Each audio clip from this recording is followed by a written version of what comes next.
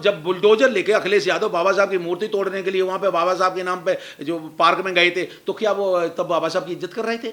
अखिलेश यादव ने आरक्षण को ध्वस्त कर दिया और आरक्षण बिल फाड़ दिया, तो अखिलेश यादव कौन सा बाबा साहब का आंदोलन चला रहे थे? अखिलेश यादव ने जो बहन कुमारी मायावती जी ने 19 जिलों के नाम रखे महापुरुषों के नाम पे, तो उन्होंने बदल दिए, तो कौन सा आंदोलन चला रहे थे?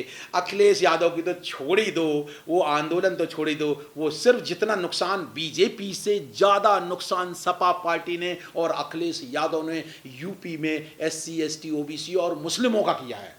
और वो कौन से संविधान बचाने, संविधान कैसे बचा रहे हैं, कैसे बचा रहे हैं संविधान? ये के संविधान बचाने का ये तरीका है, तो स्वाति मालीवाल के साथ वहां पर दिल्ली में घटना होती है और अखिलेश यादव उनके साथ जो केजरीवाल के साथ स्टेटमेंट दे रहे हैं, मुझे संविधान बचानी बात है। ये नारियों का भी अपमान करते हैं, ये नारियों का भी अपमान करते हैं, ये महिलाओं का अपमान करते हैं। तो वो अपने पिताजी के पद चिन्हों पर चल रहे हैं, जैसे उनके पिताजी का, तो कोई बात नहीं, लड़कों से गलती हो जाती है, तो कहीं केजरीवाल और उनके आप पार्टी वालों से गलती हुई, वो ये भी कह रहे हैं अखिलेश यादव जी हंसी नहीं, ये मुद्दा नहीं है। अखिलेश यादव का स्टेटमेंट क्या था स्वाति मालीवाल केस में, कि ये तो मुद्दा ही नहीं है और बड़े बड़े मुद्दे हैं। मतलब महिलाओं का सम्मान करना अखिलेश यादव के लिए कोई मुद्दा नहीं है, बीजेपी वालों के लिए मुसलमानों का सम्मान करना कोई मुद्दा नहीं है, अखिलेश यादव के लिए महिलाओं का सम्मान करना कोई मुद्दा नहीं है, अखिलेश यादव के लिए SC ST का आरक्षण कोई मुद्दा नहीं है, अखिलेश यादव के लिए प्रतिनिधित्व देना अपने घर के अलावा यादवों तक को तो टिकट दिया नहीं है अखिलेश यादव ने।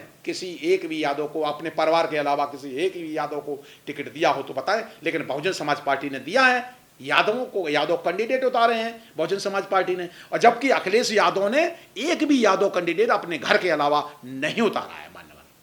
तो कौन सा बाबा साहब का आंदोलन चला रहे हैं? और राहुल गांधी तो छोड़ ही दो, अगर राहुल गांधी सच्चे होते जो संविधान बचाने की बात करें, इन्होंने संविधान, इनके पुरखों ने, राहुल गांधी से लेकर के कांग्रेस ने संविधान को ध्वस्त करने के, जब कांग्रेस ने स्वर्ण मंदिर पे, टेंपल पे अटैक करवाया था, आर्मी लगा दी थी, तो कौन सा संविधान बचाया था?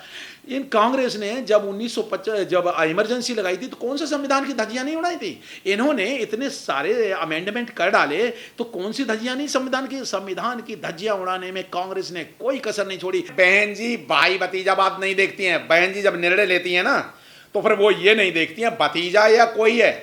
तो ये तो बहन जी की प्रशंसा हुई ना, कि विरोधी पार्टियों को भी बहन जी से सीखना चाहिए कि जब निर्णय लेना होता है, तो टफ डिसीजन में कोई भी हो, चाहे घर का हो या बाहर को, बहन जी सख्त निर्णय की लेने का उनका, ये तो मैं उनको सैल्यूट करता हूं। बहन जी ने बताया भैया आकाश आनंद जी, आप अपनी जो शैली है इसमें आप थोड़ा सा और सुधार कर रही है, इसके लिए अभी आप एक वर्ड बोला है इमैच्योर, अपरिपक्व बोला है सब दोनों ने, तो मतलब अभी उन्हें ट्रेनिंग लेने की और जरूरत है। तो ये बहन जी ने कहा इसमें गलत कहाँ कहा है, तो डर कहाँ गई इसमें? तो अगर डरी हुई होती तो फिर बहन जी, तो फिर ये बता दी कि बीजेपी ने 6,000 करोड़ ले लिए, कांग्रेस ने 6,000 करोड़ ले लिए, 25 पार्टियों ने ले लिए। बहन जी तो एक तरह से 25 पार्टियों को, भारत की 25 पार्टियों को चैलेंज कर रही हैं, पूरे इंडिया गठबंधन को चैलेंज कर रही हैं, बीजेपी को चैलेंज कर रही हैं, और बहन जी अकेली हैं जो अपने दम पर संविधान जो बचाने की लड़ाई लड़ रही हैं बहन जी, और लड़ी नहीं रही हैं। इस बार परिणाम चौंकाने वाले होंगे, यूपी के परिणाम, और बहन जी ने रोक दिया है, बहन जी ने यूपी में बीजेपी का रथ रोक दिया है। बहन जी पूरे ताकत से लड़ रही हैं, बहुत शिद्दत से लड़ रही हैं।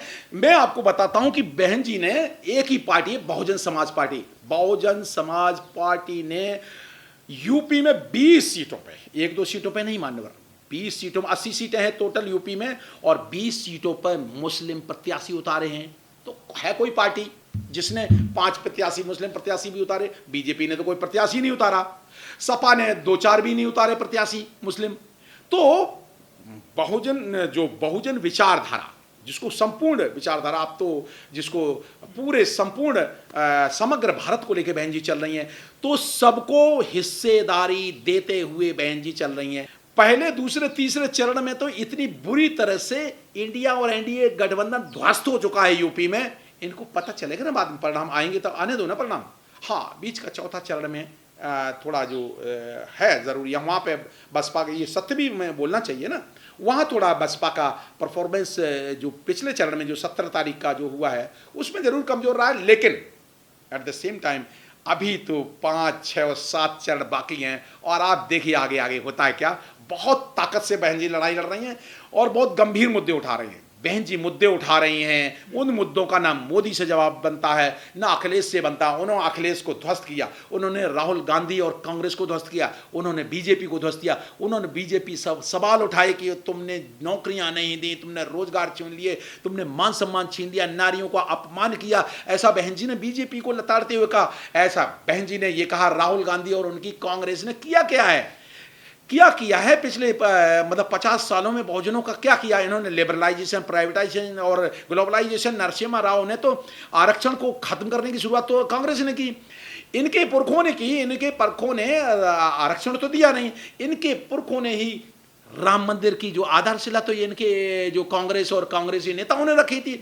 तो समस्या पैदा करने वाली कांग्रेस और बीजेपी मनुवादी पार्टियां हैं। उन्होंने साथ साथ में सपा को आड़े लिया। सपा मुस्लिमों के वोट तो ले जाती है लेकिन प्रतिनिधित्व नहीं देती। पूरी मुस्लिम लीडरशिप यूपी से खत्म कर दी सपा ने और बीजेपी ने मिलकर के। सपा और बीजेपी मिलकर के मुसलमानों को तो बीजेपी एक नेता ही नहीं देती, एक भी टिकट ही नहीं देती।